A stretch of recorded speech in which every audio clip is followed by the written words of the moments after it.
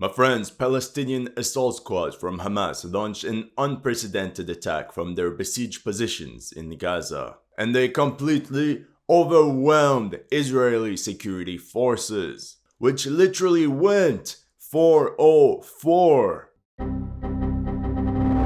Really, Israeli intelligence officers only learned of the attack on coffee break when they opened Twitter and realized #Israel started trending. The situation is still very confusing, but currently the entire south of Israel is ablaze. And now there are increasing signs that Hezbollah is also preparing an offensive in the north of Israel. This offensive is beyond imagination. Palestinian assault squads carried out a combined arms guerrilla war attack. This is definitely not the same Hamas from a decade ago. We have speedboats, we have bulldozers, manpads, we have drone dropping grenades. We also witnessed the first Palestinian airborne combat assault with motorized paragliding units. So in this video we'll go through a step-by-step military tactical analysis of this Palestinian attack in order to understand and explain what happened. The first 2 days of battle have been brutal for Israel. 40 armored vehicles lost or captured, including 7 Merkava tanks. In terms of military personnel, 57 IDF soldiers and 34 police officers KIA. In only 2 days. Now, according to the latest news, the toll for the Israeli military has risen to 156. In comparison, when Israel was on the offensive during the month-and-a-half-long 2014 Gaza war, the Israel Defense Force had lost 67 soldiers KIA. Meanwhile, according to Israeli TV channels, the death toll from the Hamas attack had climbed to 900 Israelis, with at least 2,600 wounded. Israel is now officially at war. This has not happened since the 1973 Yom Kippur War, exactly 50 years ago. Coincidence? I don't think so, especially in a region where symbolism is so strong and important. Welcome to History Legends, and here are the latest news of the Israel-Palestine war. If you're new to the channel, make sure to like and subscribe. As you know, some of my videos have been targeted with limited or no ads, so make sure to check out my Patreon or PayPal to keep the show running. Thank you to everyone that has already helped, and welcome to the headquarters. Talking about Israel and Palestine is charged in history. But long story short, for those that are new to the party, it's a 70-year-old conflict that disproportionately impacted Palestinian civilian lives. Historically, Palestinian armed factions were always on the defensive against the IDF, like during the Battle of Jenin in 2002 or during the 2014 urban battle of Gaza. But this time, the balance of power is shifting. With the growing support of Iran and the military experience from the Lebanese faction Hezbollah, the Palestinian armed faction of Hamas decided to bring the battle deep into enemy territory, just like the Viet Cong did during their Tet offensive. This would allow Hamas to flip the script, bring the battle to an unprepared enemy, and aim for political victory. No. How did Hamas achieve all this military success? And how did they evade Israeli surveillance? Check out this article from the Times of Israel. Sources close to Hamas describes years-long campaign to fool Israel. What you have to know is that in previous military operations, senior Palestinian commanders in Gaza were usually removed within the first hours. But so far, this didn't happen. We can suppose that there is a big chance Israel lost most of its spies and informants within Gaza, and whoever remained most likely cut communications with their operators, thus leaving the IDF in the dark. This Palestinian operation, which I'll call Operation Shabbat, started on October 7th at sunrise, while Israelis were observing Shabbat. Within 20 minutes, Hamas fired 2,200 rockets into Israeli territory. The bulk of their Qassam rockets are locally produced. You have the 90mm, the 107 and 115mm models. And here you can see footage of the latest addition to their arsenal, the 114mm Rajum short-range missile system. We can also assume that a lot of decoys have been fired as well to create this mass effect on the Israeli Iron Dome, which got overwhelmed. The local population is used to the sirens and let's say it didn't raise any major alarm.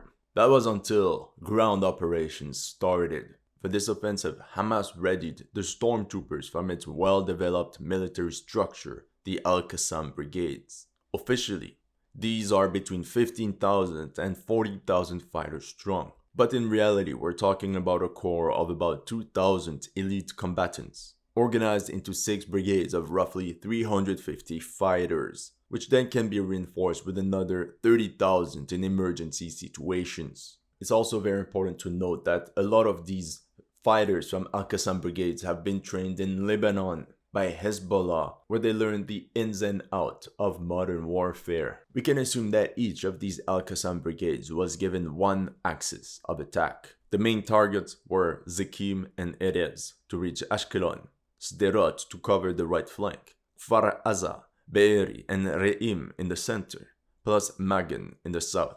This is when the Palestinians were ready for the breakthrough. How about we just take a look at the cinematic videos that Hamas has released of their offensive. Keynote, they released them after the attack and not before, just saying. Before launching their units forward, Hamas claimed they managed a mass jamming of Israeli communications and surveillance systems along the border with the Gaza Strip. Apparently, this is what allowed their fighters to advance practically unnoticed in open ground.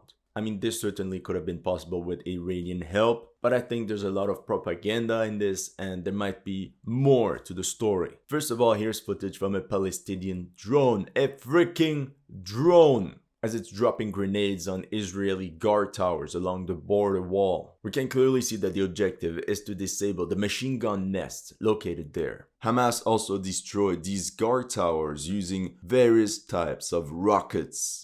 We can believe they used the same tactics against communication towers. Once all these positions were destroyed, phase 2 could start. A tractor was sent forward to ram into the first fence, and they seemingly do this unopposed.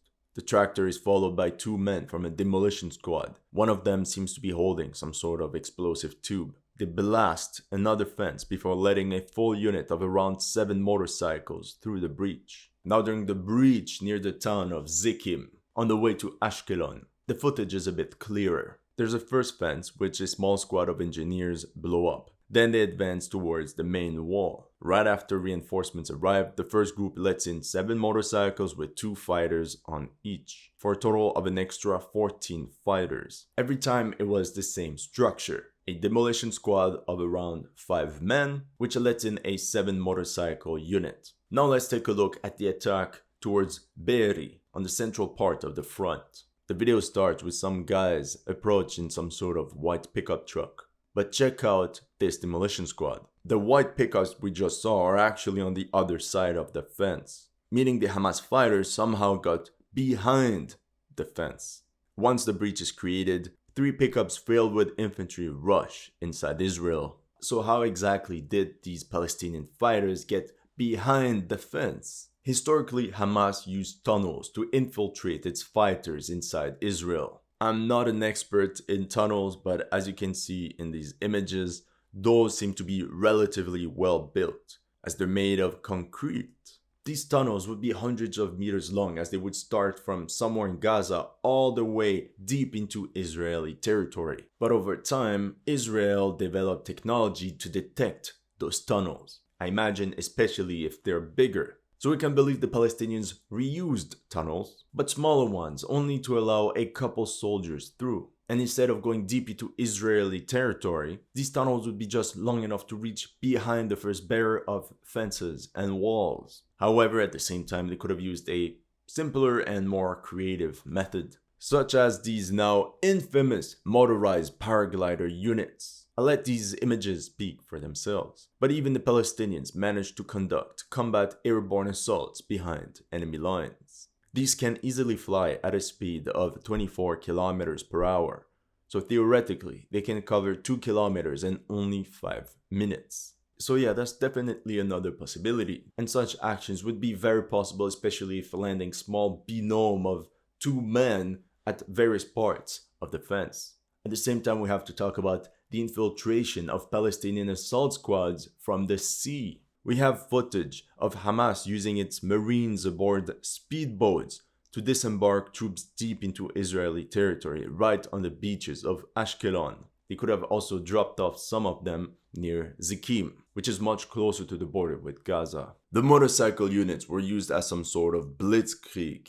They were necessary to move fast, since the most important objective for Palestinian fighters was taking control of the Re'im military base, home of an important headquarters and communications center. Once they had breached the border, Al-Qassam units engaged the first Israeli forces. In this video, a 10-man strong squad equipped with an RPG destroyed this Israeli tank overlooking the fence. The Palestinians even fabricated their own guided anti-tank systems and fired at various Israeli vehicles guarding the border. And they also used the Air Force. This is where Hamas released an HD video of a drone dropping a grenade right on top of a Merkava tank overlooking the border. And they destroyed it. We can clearly see the Merkava burning and put out of action. With all the firefights, eventually some local Israeli units tried to intervene. Some tanks tried to rush in order to eliminate the breakthrough.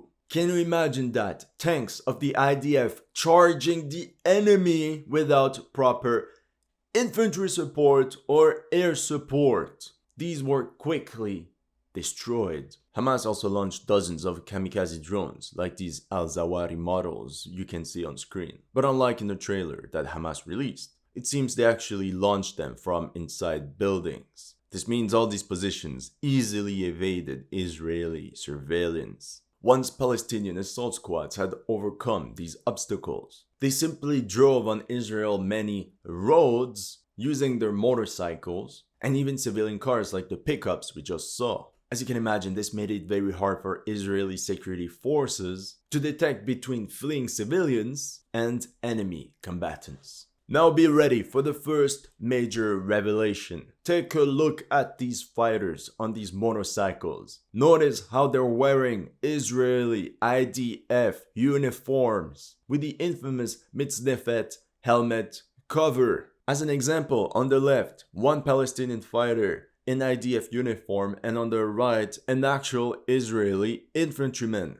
You can't see the difference. That's how they managed to infiltrate all these bases. The guards of these military checkpoints simply saw other Israeli soldiers approaching the base. We can even suspect that many of these Palestinian fighters in IDF uniform learned Hebrew with a perfect accent just to improve the level of deception. This is when the Palestinians reached the Israeli bases. This is where the attacking force brought in its reserves of foot soldiers. I consider those guys to be part of the third wave. They're calmly walking about a kilometer to the base in open field. In this video specifically, I counted at least 30 fighters, essentially a platoon. Then they spread out. This squad, composed of 6 men, runs deep into the base. Notice how one of them is equipped with an RPG. Generally speaking, it's always the same structure, 5 men with AK-47s, and one of them with an extra RPG. These assault squads were also supported by mortar crews and guided around enemy positions by drone operators. Here we can see 36 Israeli soldiers, most likely conscripts for the most part, pinned down and completely encircled by Palestinian strike groups.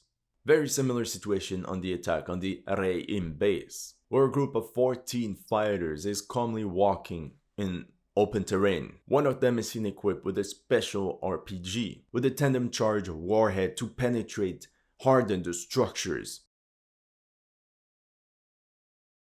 Let's analyze the attack towards Be'eri. Once they had broken through the border, they had to reach 1 kilometer up to this military checkpoint, located right here on the map. According from the pictures from this neighboring World War I Anzac monument, see that the area is very forested, making it very easy for a big force of infantry to walk unnoticed up to the military base.